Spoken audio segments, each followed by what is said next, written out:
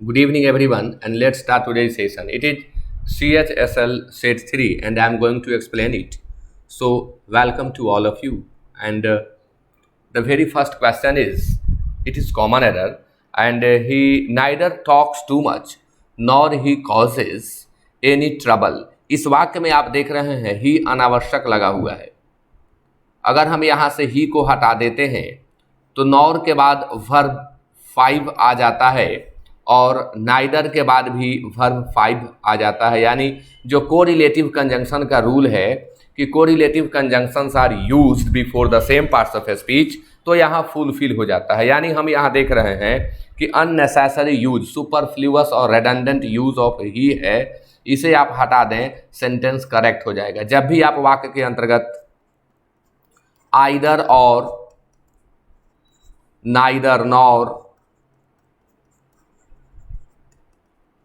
Neither nor, not only but also और both and का use कर रहे हों तो आपको दो चीज़ों का ध्यान रखना होगा। एक कि आइदर है तो और ही चाहिए, नाइदर है तो नॉर ही चाहिए, नॉट ओनली है तो बट ऑल्सो ही चाहिए और बोथ है तो एंड ही चाहिए। और दूसरा कि दोनों का पार्ट्स ऑफ स्पीच भी सेम होना चाहिए। तो यहाँ ही रेडंडेंट है, जैसे हमने ही को हटाया नॉर के बाद भी 5 हो गया, नाइदर के बाद भी 5 है, यानी सेंटेंस हुआ करेक्ट। तो 1 का आंसर होगा B. Now it is 2. Each of the students participating in the drawing competition have to bring his own materials. वाक्य के सब्जेक्ट के रूप में each of the students का यूज हुआ है। आप जानते हैं कि जब each of, either of, neither of, some of, any of का प्रयोग हुआ हो तो उस स्थिति में वर्ब जो है वो सिंगुलर हो जाता है। यानी यहाँ जो हैव आया है यह बिल्कुल गलत है, इसके जगह पर हमें हैज़ का यूज करना होगा। पॉजेसिव एडजेक्टिव सिंगुलर होना चाहिए, वो पहले से ही है, यानी आंसर होगा सी, ईच ऑफ, आइदर ऑफ। कल के सेट में भी यह आया था तो मैंने बताया था कि जब वाक्य के सब्जेक्ट के जगह पर each, every, either, neither, each, every, either, neither और वन या बॉडी वाले शब्द, वन या बॉडी वाले शब्द आए तो इनके साथ आने वाला वर्ब सिंगुलर होगा, इनके साथ आने वाला पॉजेसिव एडजेक्टिव भी सिंगुलर होगा, यानी हिज होगा नहीं तो हर होगा, और इनके लिए आने वाला रिफ्लेक्सिव प्रोनाउन भी सिंगुलर होगा। तो यहाँ पर हिज कर देने से सेंटेंस करेक्ट हो जाएगा, इसलिए 2 का आंसर सी होगा। Now it is 3 here. Day before yesterday I saw her in the market. You know, day before yesterday ऐसा यूज नहीं होता है, हम कहते हैं द डे बिफोर यस्टरडे। तो द डे बिफोर यस्टरडे हमें बी में दिख रहा है, it is so simple, the day before yesterday होगा, तो इसलिए आंसर होगा बी। और एक बार कहना चाहूँगा आप सभी सेशन को लाइक जरूर करेंगे और अच्छा लगे तो शेयर जरूर करें। अगर पहली बार आप देख रहे हैं तो चैनल को सब्सक्राइब कर दें, बहुत सारी मटीरियल आपको यहाँ मिलेंगी। Question number 4 is he stayed back so that it can look as if he were unaware of the entire incident. अब आप देख रहे हैं यहाँ एज इफ लगा है, तो आपने सिंटैक्स में पढ़ा है कि यदि as if, as though, if, o that, would that, o that, would that और आई विश के बाद सिंगुलर सब्जेक्ट भी हो तो हम वर का प्रयोग करते हैं, यानी यह यहाँ बिल्कुल करेक्ट है। इन सबको आप याद कर लें, मैं डिटेल्ड एक्सप्लेनेशन आपको देता हूं, आप इन सबको याद कर लें। इनके बाद आने वाला वर्ब हमेशा प्लुरल होगा और वर ही होगा, जो कि यहाँ लगा हुआ है। यानी बोल्ड पार्ट हमारा जो है कैन लुक है, मैं इसको एम्फेसिस कर रहा था आपको बताने के लिए। बोल्ड पार्ट कैन लुक है, इसे हमें इम्प्रूव करना है। आप यहाँ देखिए जो वाक्य है वो पास्ट में शुरू हुआ है, यानी यहाँ भी पास्ट टेंस ही होगा। इस ऑप्शन में आप देखिए में नहीं हो सकता क्योंकि प्रेजेंट है, विल नहीं हो सकता क्योंकि प्रेजेंट है, तो वुड ही होगा पास्ट, यहाँ जो दिया गया है। लेकिन जो ग्रामर का रूल कहता है वो यह है कि अगर पहला पार्ट प्रेजेंट में हो और वाक्य के बीच में सो दैट कंजंक्शन का काम कर रहा हो तो इसके बाद जो सब्जेक्ट आएगा वह अपने बाद में लेगा। और यदि पहला पार्ट पास्ट में हो और इसके बाद सो दैट आया हो तो वह अपने सब्जेक्ट के बाद माइट लेता है। तो इन इन दोनों को आप बिल्कुल अच्छी तरह याद कर लें। अगर यही प्रश्न एरर में आता तो हम इस पार्ट को बिल्कुल काट देते और इस पार्ट को भी हम काट देते एरर में होता तो, और हम यहाँ प्रयोग करते माइट का। लेकिन इम्प्रूवमेंट है, मजबूरी है हमारे पास 3 ही ऑप्शन होता है। चौथा तो नो इम्प्रूवमेंट है, तो मजबूरी में हमें आंसर बी देना हो रहा है।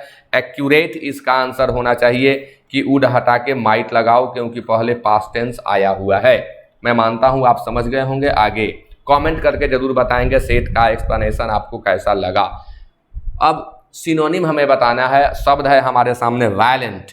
वायलेंट मीन्स होता है उग्र। वायलेंट मीन्स होता है उग्र, और वायलेंट मीन्स होता है हिंसक। उग्र और हिंसक। टेम मीन्स होता है पालतू। हम्बल मीन्स होता है विनम्र। जेंटिल मीन्स होता है सुशील। और एग्रेसिव मीन्स होता है आक्रामक। तो अब हिंसक का सिनोनिम देना है पालतू, विनम्र, सुशील, तो हम दे ही नहीं सकते। तो closest in meaning answer D होगा, इसलिए हमने डी को सेलेक्ट किया। Now move to the next and it is 6 here. It is augment. आप जानते हैं ऑगमेंट शब्द जो है नाउन और वर्ब दोनों का काम करता है। ऑगमेंट मीन्स होता है वृद्धि। इसका सिनोनिम इंक्रीज होता है। आप ऑप्शन देख लें, इंक्रीज यहाँ दिया हुआ है, यानी 6 का आंसर होगा सी। इनफ्लेक्सिबल मीन्स होता है कठोर। वह जिसमें तन्मयता न हो, वह जो झुके नहीं, वह जो नमे नहीं, उसे इनफ्लेक्सिबल कहते हैं। यह अपने आप में एडजेक्टिव होता है। प्रोमिनेंट भी अपने आप में एडजेक्टिव है। इसका हिंदी होता है प्रबल, यह भी एडजेक्टिव है। इंक्रीज वृद्धि नाउन और वर्ब दोनों का काम करता है। नाउन का भी काम कर लेगा और वर्ब का भी काम कर लेगा। और ड्रिजल वर्ब है, इसका अर्थ होता है रिमझिम बारिश होना। रिमझिम बारिश होना, ड्रिजल। तो 6 का आंसर सी होगा। Now move to the next. It is 7 here, और हमें इसमें एंटोनिम बताना है होवर्ड का। होवर्ड मीन्स इकट्ठा करना, यानी जिसे मार्केट में सप्लाई करना चाहिए उस चीज़ को एक जगह रोक लेना होवर्ड कहलाता है। इकट्ठा करना यानी सप्लाई इसका एंटोनिम हो जाता है। जो चीज़ सप्लाई के लिए है उसे सप्लाई ना करके एक जगह रख देना। आप बाजार के शब्द में इसे जमाखोरी भी कह सकते हैं। जमाखोरी करना, जमाखोरी। रेट बढ़ाने के लिए बड़े बड़े इंटरप्रेन्योर्स जो हैं, बिजनेसमैन जो हैं, इस तरह का कार्य करते हैं। ए में शब्द है डिप्रेशिएट, अवमूल्यन। डिप्रेशिएट मीन्स अवमूल्यन होना, अवमूल्यन होना। इसका एंटोनिम होता है एप्रिशिएट। डिप्रेशिएट का एंटोनिम होता है appreciate, evaluate, assess. Supply. Supply means होता है पूर्ति करना। सप्लाई मीन्स होता है पूर्ति करना, आपूर्ति करना, सामान को पहुंचाना, बाजार में भेजना, लोगों तक पहुंचाना सप्लाई है। Satisfy, it is so simple. Satisfy means संतुष्ट करना या होना। संतुष्ट करना या संतुष्ट होना। और एक्यूमुलेट, एक्यूमुलेट मीन्स संचय करना या इकट्ठा करना। गैदर इसका सिनोनिम होता है अमैस। इसका सिनोनिम होता है अमैस कह सकते हैं। इसके सिनोनिम में गैदर का यूज करिए, इसके सिनोनिम में आप कलेक्ट का यूज करिए। तो होर्ड का एंटोनिम सप्लाई होता है जमाखोरी करना और आपूर्ति करना। Now it is 8 here. Fickle. Fickle अपने आप में एडजेक्टिव होता है और इसका अर्थ होता है चंचल, अस्थिर। बाजार में इस शब्द का प्रयोग होता है। वॉलेटाइल इसका सिनोनिम होगा, अस्थिर। इसके सीनों की बात करें तो यह होगा वॉलेटाइल। अब हमें यहाँ एंटो देना है। डिजीज, यह भी एडजेक्टिव है। पास्ट पार्टिसिपियल एडजेक्टिव कहते हैं ऐसे शब्दों को। रोगग्रस्त, मॉर्बिड इसका साइनो हो जाएगा। फास्ट। फास्ट मीन्स तेज, फास्ट मीन्स तीव्र। कांस्टेंट। कांस्टेंट मीन्स होता है स्थिर, यानी जो चंचल है, जो अस्थिर है, उसका सिनोनिम एंटोनिम कांस्टेंट होगा, यानी आंसर इसका सी होगा। It is quick here. Quick means तेज, क्विक मीन्स तीव्र। तो 8 का आंसर सी होगा। Now it is 9 here having no beginning और एंड टू इट्स एग्जिस्टेंस। इस क्वेश्चन में हमें वन वर्ड देना है फॉर द गिवन एक्सप्रेशन, यानी वन वर्ड सब्स्टिट्यूशन है। हमें बताना है जिसका न प्रारंभ हो और न अंत हो, वह चीज जिसके अस्तित्व का न प्रारंभ हो न अंत हो उसे क्या कहते हैं। तो जिसका न प्रारंभ हो न अंत हो वह अनंत है, उसे हम इटर्नल कहते हैं, परपेचुअल कहते हैं। तो ये अपने आप में एडजेक्टिव होते हैं। इटर्नल, इटर्नल मीन्स होता है अनंत, इटर्नल मीन्स होता है शाश्वत,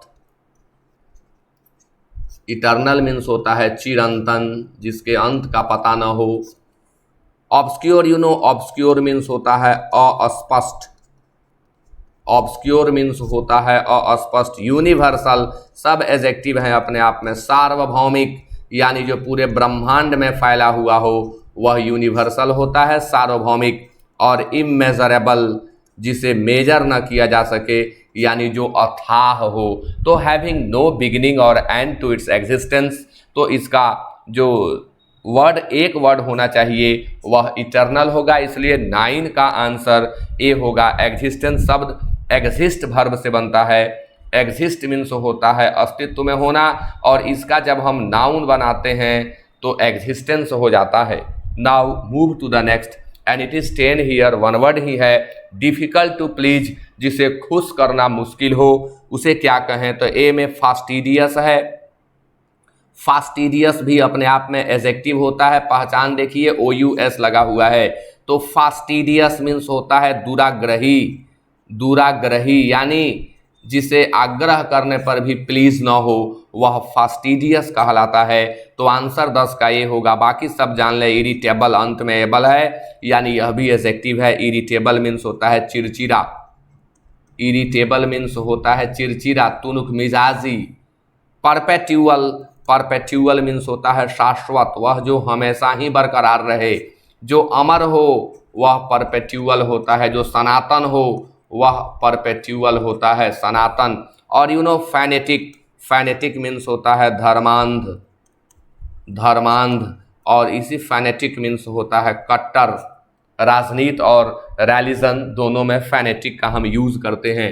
move to the next question and it is 11। To spill the beans मतलब होता है राज खोल देना। To spill the beans idiom है और इसका अर्थ होता है राज खोल देना, यानी वह चीज जिसे छिपाई गई थी उस सीक्रेट को डिस्क्लोज कर देना। टू स्पिल द बीन्स होता है राज खोल देना, राज खोल देना, यानी आंसर ए होगा। To reveal secret information, you know misbehave, दुर्व्यवहार करना, मिसबिहेव दुर्व्यवहार करना। कीप सीक्रेट यानी कोई चीज गुप्त बनाए रखना। और टॉक इरेलेवेंट, अप्रासंगिक बातें करना, अप्रासंगिक। रेलेवेंट का एंटोनिम होता है इरेलेवेंट, अप्रासंगिक बातें करना, टू टॉक इरेलेवेंट। तो 11 का आंसर ए होगा। Now the next one is salt of the earth, यह इडियम है, इसका हिंदी होगा salt of the earth means होता है ईमानदार, ईमानदार। इसे सच्चा कहिए, जो एकदम नमक का पक्का हो, जो अपने मालिक का गुण गाए, जो अपने धरती का ऋण चुकाए, उसे हम कहते हैं साल्ट ऑफ द अर्थ। तो नेग्लिजेंट आप जानते हैं, कई बार मैं बता चुका हूं, नेग्लिजेंट लापरवाह एडजेक्टिव होता है यह अपने आप में, और इसका हम नाउन बनाते हैं तो नेग्लिजेंस हो जाता है। नेचुरल, यह भी अपने आप में एडजेक्टिव है, इसका अर्थ होगा स्वाभाविक, और इसी का दूसरा अर्थ होता है प्राकृतिक। स्वाभाविक और प्राकृतिक। ऑनेस्ट, ऑनेस्ट मीन्स होता है ईमानदार, ऑनेस्ट मीन्स होता है सच्चा। तो आंसर सी होगा। और इनसिंसियर इसका एंटोनिम हो जाएगा निष्ठाहीन, बेईमान, इनसिंसियर। तो 12 का आंसर सी होगा। Now move to the next, it is 13 here, और इसमें हमें प्रॉपर ऑप्शन के द्वारा फील कर देना है। The police open fire in order to dash the crowd. Open fire means होता है गोली चलाना। ओपन फायर का अर्थ होता है गोली चलाना। V1 का मैं अर्थ लिख रहा हूं। ओपन फायर गोली चलाना, पुलिस गोली चलाई इन ऑर्डर टू मीन्स होता है के लिए प्रेपोजिशनल फ्रेज है। इन ऑर्डर टू और सो एज टू इसका सिनोनिम होता है सो एज टू, दोनों का प्रयोग के लिए के अर्थ में करते हैं। ताकि के अर्थ में भी होता है in order to dash the crowd, भीड़ को डैश करने के लिए। अब स्कैटर मीन्स होता है बिखेर देना, स्कैटर मीन्स होता है बिखेरना, बिखेर देना। डिसॉल्व मीन्स होता है घुल जाना, घुल जाना। और इसी डिसॉल्व का दूसरा अर्थ होता है विघटन होना। नेक्स्ट वर्ड है डिस्पर्स। डिस्पर्स मीन्स होता है तितर बितर करना, यानी पुलिस को गोली चलानी पड़ी लोगों को तितर बितर करने के लिए। तो अब लोगों के लिए, पीपुल के लिए हम डिस्पर्स का यूज़ करते हैं, और चीज़ों के लिए, थिंग्स के लिए हम स्कैटर का यूज़ करते हैं। दोनों में डिफरेंस यही है, तो आंसर आपका डिस्पर्स होगा और स्कैटर नहीं होगा। स्प्रेड मीन्स होता है फैला देना। महत्वपूर्ण बात यह है कि स्प्रेड स्प्रेड स्प्रेड यानी तीनों फॉर्म में स्प्रेड ही होता है। स्प्रेडेड कहीं दिखाई पड़े तो आप जरूर काटें उसे, और ऐसा क्वेश्चन दिया जाता है। Now it is 14 here and the question is he has comparatively dash knowledge of the Indian music, यानी उसके पास इंडियन म्यूजिक का अपेक्षाकृत डैश ज्ञान है। ज्ञान यानी यहाँ जो शब्द नॉलेज आप देख रहे हैं यह अनकाउंटेबल है, यानी हमें ऐसा एडजेक्टिव उठाना है जो अनकाउंटेबल नाउन के साथ यूज हो सके। रही बात फ्यू की, तो यह अनकाउंटेबल के साथ यूज ही नहीं होता है। स्मॉल यहाँ सूटेबल नहीं होगा, और लेस कंपैरेटिवली के बाद हम लगा नहीं सकते, क्योंकि आप जानते हैं कि कंपैरेटिवली के बाद एडजेक्टिव अपने फर्स्ट फॉर्म में होता है।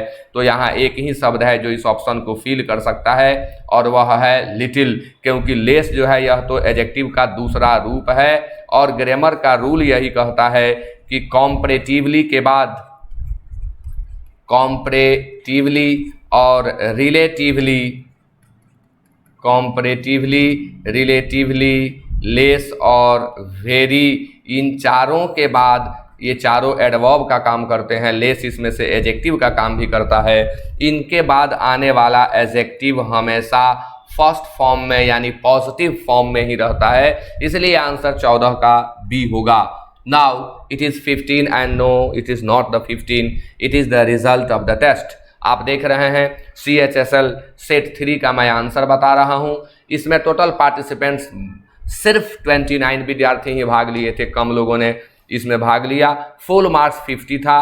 मार्क्स आपके सामने है सबका। अंशु कुमार सिंह 37.5 लाए, फर्स्ट रैंक पे आप हैं। Congratulations to Anshu, specially congratulations to Anshu and congratulations to all of you means Anshu, Arjun, Singh Mukund, Mohammad Qurban Ali, Chandan Singh and Abhishek Kumar.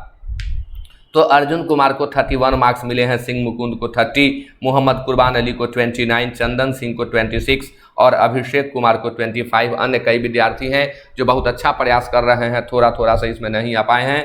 मैं चाहूँगा आप और मेहनत करें, और अगले टेस्ट में मेरे आप जरूर इस तरह का परफॉर्मेंस करें कि टॉप 5, टॉप 6, टॉप 10 में आपका नाम आ सके।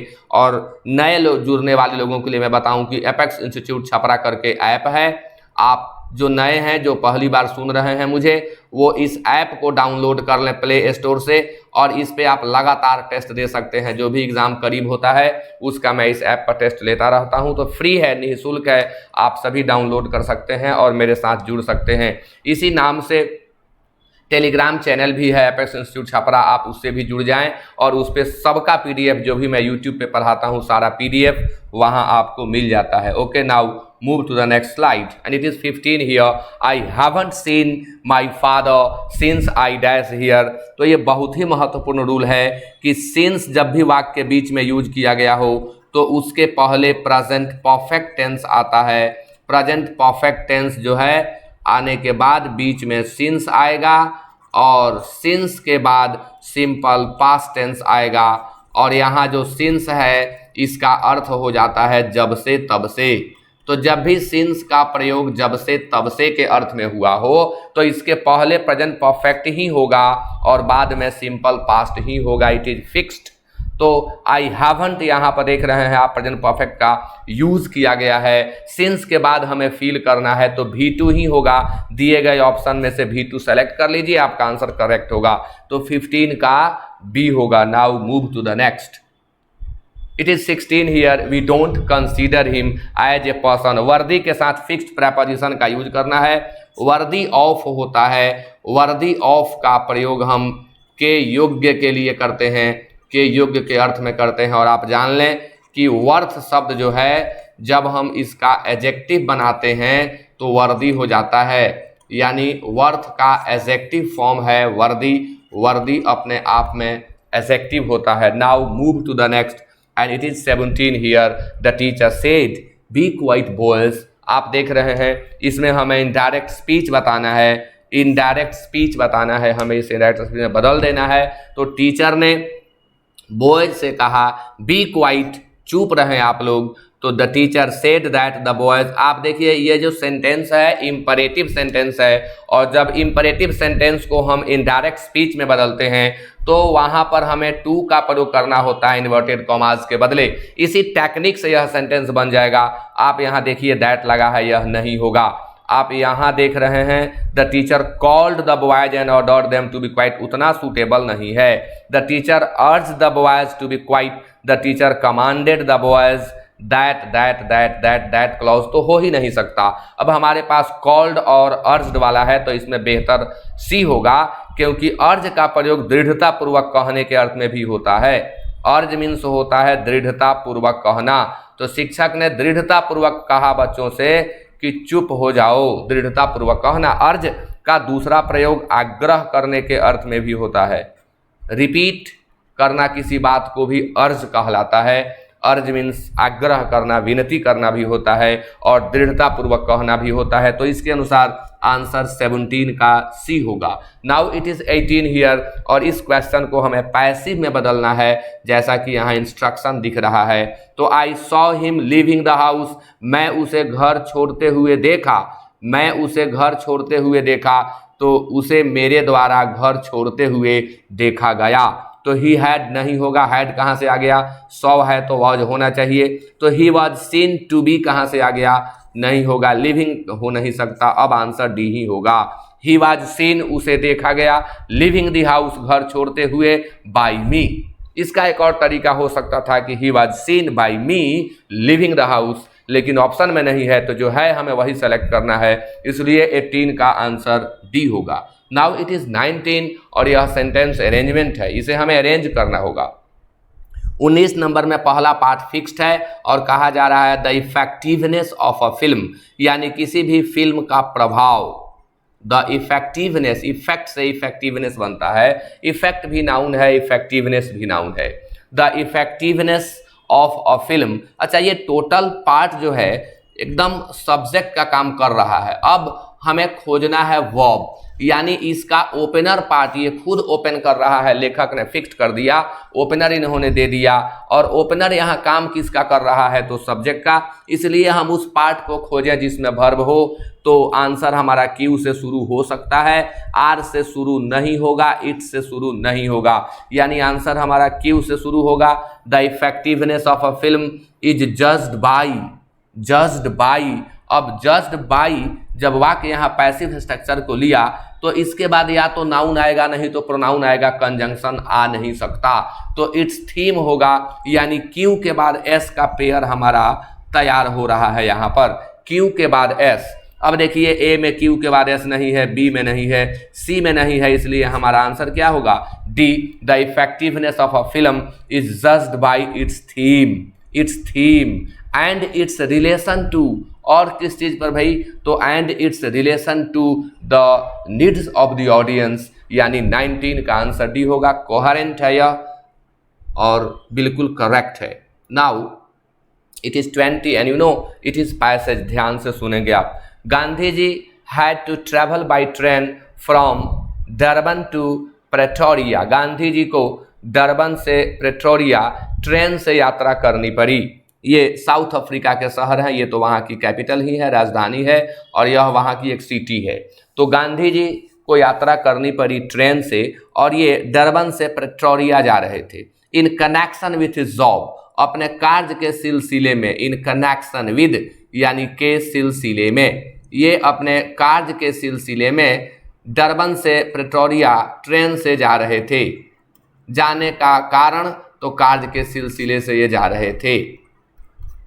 Once while travelling by train, एक बार जब ये ट्रेन से ट्रैवल कर रहे थे, he was asked by the white passengers, इन्हें वाइट पैसेंजर्स के द्वारा कहा गया to leave the first class compartment, यानी जो व्हाइट पैसेंजर्स थे, जो श्वेत रंग वाले यात्री थे, उन लोगों ने इनसे कहा कि आप फर्स्ट क्लास कंपार्टमेंट को छोड़ दें, लीव कर दें, and shift to the van compartment, और आप चले जाएं वैन कंपार्टमेंट में। He refuse to do so, ध्यान दें, रेफ्यूज के बाद हमेशा फुल इन्फिनिटिव आता है। अगर वर्ब आएगा तो फुल इन्फिनिटिव ही होगा, यानी टू लेगा। उन्होंने ऐसा करने से मना कर दिया, यानी रेफ्यूज्ड का अगर हमें सिनोनिम देना हो तो ये होगा डिक्लाइंड। इन्होंने डिक्लाइन कर दिया, कहा नहीं मैं ऐसा नहीं करूंगा। देयर आफ्टर, उसके बाद, देयर आफ्टर तत्पश्चात, तत्पश्चात या इसके बाद। He was pushed forcibly, forcibly means जबरन, जबरदस्ती, जबरन। He was pushed forcibly out of the compartment, उन्हें कंपार्टमेंट से बाहर फेंक दिया गया, कंपार्टमेंट से बाहर इन्हें फेंक दिया गया। पुश आउट मीन्स होता है फेंक देना, फेंक दिया गया। And his luggage was thrown on the platform, अब इनके लगेज को प्लेटफॉर्म पर फेंक दिया गया, इन्हें वहां से पुश कर दिया गया।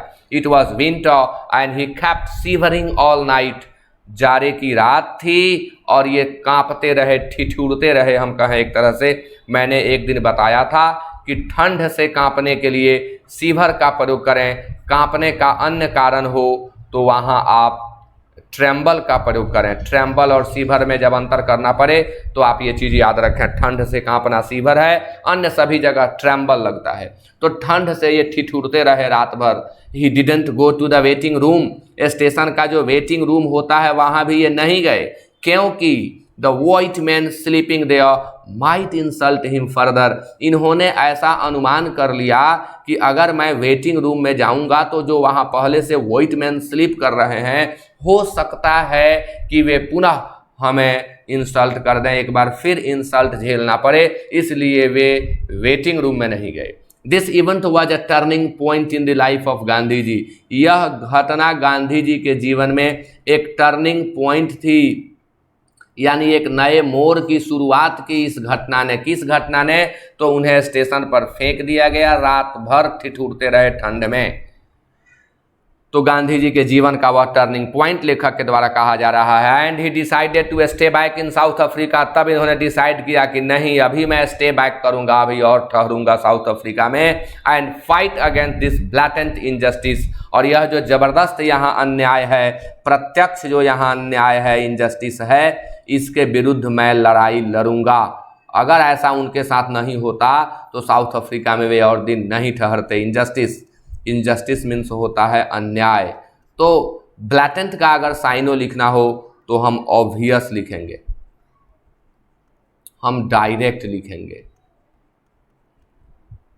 स्पष्ट रूप से वहां अन्याय हुआ इनके साथ। Now it is the question and the question is the white people asked Gandhi ji to abandon। अब देखिए लेखक ने वहां लीव का प्रयोग किया और यहाँ इन्होंने abandon लगा दिया, यानी आप जान लें कि abandon के लिए लीव का प्रयोग होता है, abandon के लिए forsake का प्रयोग होता है, abandon के लिए renounce का प्रयोग होता है, abandon का सिनोनिम क्विट होता है, इसका सिनोनिम abdicate होता है, इसका फ्रेजल वर्ब गिव अप होता है, इन सब का अर्थ होता है, टोटल का अर्थ होता है त्याग देना या छोड़ देना, याद कर लेंगे। तो the white people asked Gandhi ji to abandon the first class compartment because, ऐसा तो स्पष्ट नहीं कहा गया है पैसेज में कि क्यों, क्या कारण था व्हाइट पीपल के द्वारा गांधी जी को कंपार्टमेंट छोड़ने का जो कहा गया, इसका कारण क्या था पैसेज में स्पष्ट वर्णित नहीं है, लेकिन हमें अब अनुमान करके इसका आंसर देना होगा। They wanted to annoy him, वे उन्हें चिढ़ा देना चाहते थे, तंग कर देना चाहते थे, ऐसी बात नहीं, पैसेज में कहीं वर्णित नहीं है। अनॉय का सिनोनिम टीज होगा, इरिटेट होगा, मैक्सिमम वर्ड मैं बता देता हूं, आप सभी याद करेंगे इसे। They wanted to avenge themselves on Gandhi ji. अब ये भाई प्रतिशोध क्या लेना था, अवेंज मीन्स प्रतिशोध होता है, ऐसा तो पैसेज में कहीं वर्णन नहीं है। They treated Indians as inferior to them, they were looking for a chance to talk to him. नहीं, अगर चांस खोजते बात करने के लिए तो ऐसा व्यवहार नहीं करते।